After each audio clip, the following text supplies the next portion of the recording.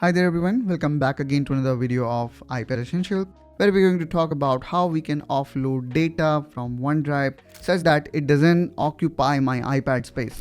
And just to show you here, you can see my OneDrive is occupying 132 gigabyte of iPad space. And that's a huge, it is almost half of my iPad space. So let's see how we can fix that. For that, what I'm going to do here is I am going to open OneDrive.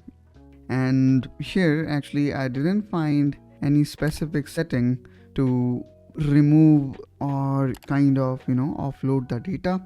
So what we can do basically here is we can go to my file, and then I know where most of the data lies, which is inside pictures. Here I can see it is 168.68 GB. So I don't know why it is occupying that much space.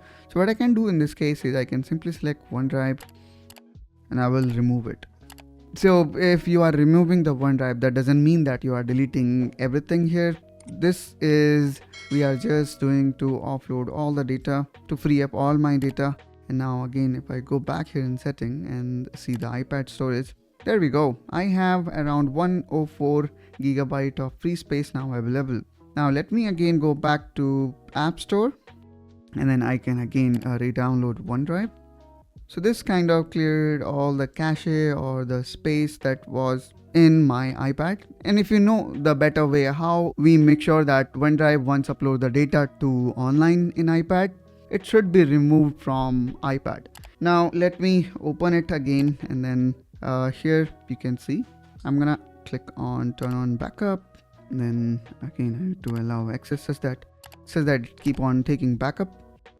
Now again we are back, and this time OneDrive shouldn't be taking too much of storage. So let me go back again to settings, and here let me click on iPad storage.